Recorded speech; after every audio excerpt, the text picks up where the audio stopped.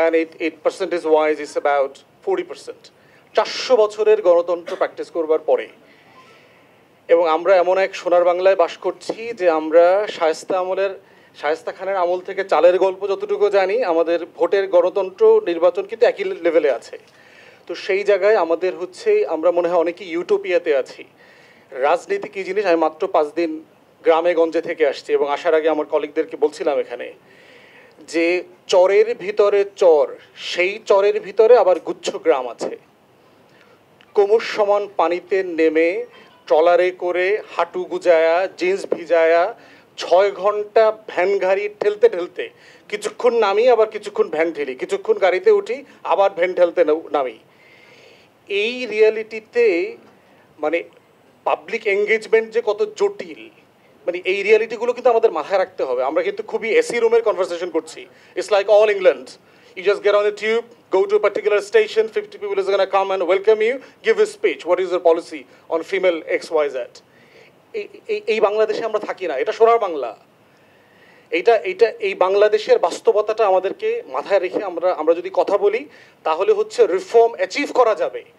তা না হলে যেটা হবে, এটা will continue to live in the ইউটোপিয়াস।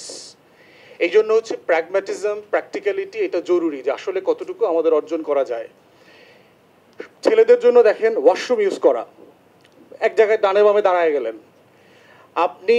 মসজিদগুলো হচ্ছে সবচেয়ে অ্যাভেলেবল পাবলিক স্পেস। আপনি যদি গ্রামে গঞ্জে যে কোনো জায়গায় যান, সেই মসজিদের অধিকাংশ সময়ে নামাজ পড়ার বাইরের সময়গুলোতে মসজিদ লক করা থাকে, ওয়াশরুম লক করা থাকে।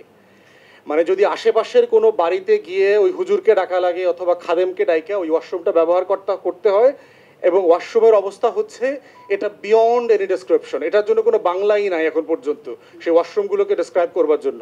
এটা যারা গ্রামে গঞ্জে গেছেন, সেই মেঠো পথের ওয়াশরুমে গেছেন, এরপরে হচ্ছে আপনাকে ওইখানে একটা ঘটি আছে, ওই ঘটিটা নিয়ে আগে খাল পাড়ে যেতে হবে, ওই খাল থেকে আগে পানি আনতে হবে। ততক্ষণ পর্যন্ত if you can manage to control yourself then the no harms. এরপরে হচ্ছে ওয়াশরুমে যাইতে হবে। ওয়াশরুমে 1 লোটা পানি দিয়ে যদি কাজ না সারে তাহলে কিন্তু বিপদ আছে আপনার। এই হলো পাবলিক ক্যাম্পেইনের রিয়ালিটিগুলো বলছি আপনাদের। হ্যাঁ, তাহলে প্রশ্ন হচ্ছে যে আমরা এগুলো অ্যাড্রেস করবো না? অফকোর্স এগুলো অ্যাড্রেস করতে হবে, কিন্তু অ্যাচিভেবল গোল ঠিক করা দরকার। যেগুলো গোল ঠিক করা হচ্ছে, সেট করা হচ্ছে, এগুলো অ্যাচিভেবল না। প্র্যাগম্যাটিজম যদি রিফর্মসের মধ্যে না থাকে তাহলে যেটা হবে যে এই ইউটোপিয়া আপনাকে আরও বেশি ফ্রাস্ট্রেটেড করবে, এবং সেই জায়গা থেকে আমরা বের হয়ে আসতে চাই। দেখেন, আমাদের 2008-এর আরপিওর কথা আসছে, আমাদেরকে বলা হয়েছে যে পলিটিক্যাল কমিটিসগুলোতে দলের 33% মহিলা দিতে হবে। আমরা কত পার্সেন্ট অ্যাচিভ করেছি? Not 10% even. আফটার 17 বছর আমরা এখনো 10% অ্যাচিভ করতে পারি নাই। তাহলে ওই যে আপা বারবার বলছিলেন যে আমরা যে রিজার্ভ সিট দিচ্ছি, what is the result of it? এটার ইফেক্টিভনেস কি? এটা তো একটা মেজারমেন্ট থাকতে হবে। অথবা এই যেটা ফেইল করলাম, এটা ইলেকশন কমিশন রিভিউ করলো কিনা, যে ওয়াই ইট ইজ ফেইলিং, এটার জন্য একটা পিউনিটিভ স্যাংশন দিতে হবে কিনা পার্টিগুলোকে। আবার ভোট নাই, আপনি স্যাংশন দেবেন কোথায়? 2008-এর পরে তার কোনো ভোটও হয়নি, তা আপনি কাকে, কোন দলকে স্যাংশন দেবেন? বাংলাদেশের বড় রাজনৈতিক দলকে স্যাংশন দিবে এইরকম পুরুষ মানুষ ইলেকশন কমিশনে জন্ম হয়েছে নাকি? কাম অন, মানে আপনি চাইতে পারেন, বাট দ্য রিয়ালিটি ইজ, আপনি ওটা চিন্তা করেন না যে বাংলাদেশের অ্যাটর্নি জেনারেল, কোনো ডিসিএসপি ওইখানকার বড় রাজনৈতিক দলকে ডাইকা একটা থ্রেট দিতে পারবে কিনা, পারছে কিনা? নারী কমিশনার এর আগে আপনার দেখেছি। বাস্তবতা হচ্ছে এটা আমাদের দেখা দরকার। এরপর হচ্ছে আমাদের মহিলা মেম্বার আছে, উপজেলাতে মহিলা ভাইস চেয়ারম্যান হয়েছে, জেলা পরিষদে মহিলা সদস্য আছে। Really the women have been empowered? ওই আপার মতো একইভাবে বলতে হবে আমাকে, রিজার্ভ সিটের বদলে কি তারা আসলে এম্পাওয়ার্ড হয়েছে? হয় নাই। রিভিউ করা দরকার যে হয় নাই এটা কেন। গোল্ডেন রুল হচ্ছে আপা যেটা বলেছেন, পার্টিজের ভিতরে যদি আমরা পাইপলাইন ক্রিয়েট না করি, the best and the brightest to be in the party committees, otherwise আপনি কোনো রিফর্ম চাপিয়ে দিলে এটা ওয়ার্ক করবে না। এটা মমতাজ মার্কা, সুবর্ণা মুস্তফা মার্কা লোকই এখানে এমপি হয়ে আসবে। একমাত্র সলিউশন হচ্ছে পলিটিক্যাল পার্টিকে ফোর্স করা, যে আপনি এটা জবাবদিহিতার মধ্যে আনা, কেন হয় নাই, কিভাবে করবেন, কোন প্রসেসে করবেন, ডেডলাইন কোথায়। এই প্রসেসই হচ্ছে আপনার পলিটিক্যাল পার্টিগুলোকে এই জায়গায় আনতে হবে। এর বাইরের কোনো প্রসেস যদি আপনি ওই হরিজন্টালি আপনি ভার্টিক্যালি চাপায় দেন, আপনি দেখবেন যে সেটা ফাংশনাল হবে না। এরপরে হচ্ছে যে কি করা দরকার, কনক্লুড করতেছি আর কি। 2টা জিনিস করণীয় হইতে পারে। আমি ব্যক্তিগতভাবে এক কক্ষের সংসদ চাই। আমি ব্যক্তিগতভাবে মনে করি, আমি যে পার্লামেন্টের হিস্ট্রি পড়েছি গত 53 বছরে, বাংলাদেশের পার্লামেন্ট এখনও, আপা বারবার বলছে না যে আইন প্রণয়ন করবে এমপি, বাংলাদেশের পার্লামেন্ট 50 জন এমপি তৈরি করতে পারে নাই গত 53 বছরে, এখনো তৈরি করতে পারে নাই। আপনি এখনো তালিকা করতে পারবেন না যে গত 53 বছরের পার্লামেন্টে 50 জন এমপির নাম আপনি লিখবেন who really understood what is legislation, who really understood how to debate budget in the parliament. এখনো হয় নাই। তো সেই পার্লামেন্টে আমি তো রাজনৈতিক কর্মী, আমি তো রাজনৈতিক দলের সব নেতা কর্মীকে অলমোস্ট চিনি কারা এমপি মন্ত্রী হবে। এখনো বাংলাদেশে 100 জন এমপি হওয়ার মতো পুরুষ মানুষ নাই, এখনো নাই, যারা আগামী দিনে নমিনেশন পাবে এবং এমপি হবে। তাহলে পারসেপশনটা কি? পার্লামেন্ট জনগণের কাছে পারসেপশনটা হচ্ছে সে একটা বড় আকারের ইউনিয়ন পরিষদ। গ্রামের মানুষ আসলে পার্লামেন্ট জিনিসটাকে কি বোঝে? যে আমার মেম্বার হইল আমারে চাইল দেয়, আমার ইউনিয়ন পরিষদের চেয়ারম্যান হইল আমার মেয়েকে উপবৃত্তির টাকা দেয়, আমার উপজেলা চেয়ারম্যান হইল 5 কিলোমিটারের রাস্তা করে দিতে পারে, আর আমার সংসদ সদস্য হইল সে আমার এই রাস্তাটারে বড় কইরা 4 লেন করে দিবে, আর আমার প্রধানমন্ত্রী হইল পদ্মা সেতু করে দিবে। এই হইল আমার গ্রামীণ জনগণের পারসেপশন অফ এমপিস।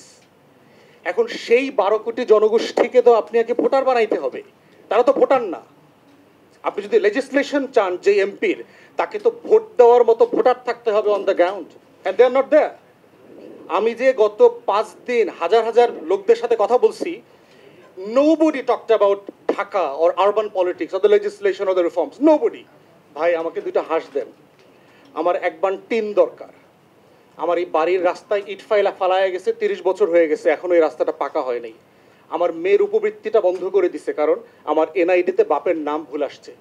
আমার পাসপোর্ট ভিসা হয়ে গেছে কিন্তু এনআইডির সাথে মিলে নাই বলে এয়ারপোর্ট থেকে ফেরত দিছে। আপনি সমাধান করতে পারবেন কিনা? এভরিবডি আপনাকে জিজ্ঞেস করেন যখন এলাকায় যায়। বাংলাদেশে ভোটার নাই। Once you understand and accept the reality, তখন আপনি রিয়েল ইস্যুসগুলো অ্যাড্রেস করতে পারবেন। আপনি যদি একটু আপনাদের পার্টির তরফ থেকে এই প্রস্তাবটা কি হবে সেটা একটু বলেন, 1 মিনিটে একটু। প্রথমেই আমি যেই জায়গাটাতে উল্লেখ করতে চাচ্ছি before I start my points, that is women পারবে না বা উইমেনকে আরবানে রাখতে হবে। I beg two differ with, I Hanbali beg two differ with this opinion. আমি মাঠ পর্যায়ে মেয়েদেরকে যে সমস্ত প্রতিবন্ধকতা মেয়েরা রাজনীতিতে ফেস করে, সেটা আসলে এই ইনফ্রাস্ট্রাকচার যে সাপোর্ট, সেটা খুব বড় চ্যালেঞ্জিং ইস্যু বলে আমি মনে করি না। আমরা বাংলাদেশের মানুষকে মাঠ পর্যায়ে হয়তো বা জানি যে এই যে কোয়ার্সিভ একটা মোড যেটা আছে, মেরে ফেলা কেটে ফেলা টাইপের, তা আমার ব্যক্তিগত অভিজ্ঞতা এবং আমি ছোটোবেলা থেকেই আমার বাবার কারণেই হয়তো বা আমার রাজনীতির সাথে সম্পৃক্ততা আছে। তো সম্পৃক্ততাতে আমি দেখেছি মাঠ পর্যায়ে মানুষ কিন্তু কোয়ার্সিভ যেমন হয়, যথেষ্ট সাপোর্টিভও হয়। All they want to see is whether their needs will be met by the people whom they are going to be, voting. So সেই জায়গাটায় আবার এই বাস্তবতাটাও সত্যি যে এখনই যদি আমরা 100-200 এভাবে চলে যাই, identifying women who will be absolutely ready for election, that will be very difficult at this moment. তো এই সমস্ত কিছু মিলে আমি যেটা বললাম যে আমার দ্বিমতটা হচ্ছে আমি কখনোই নারীকে আরবান বেস রাখতে হবে সেই মতের সাথে আমি একমত না। তার কারণ হচ্ছে মানুষ ডিফিকাল্টি ফেস করে এবং পার্টি পলিটিক্স থেকে যদি সেই ধরনের কমিটমেন্ট থাকে to empower women and two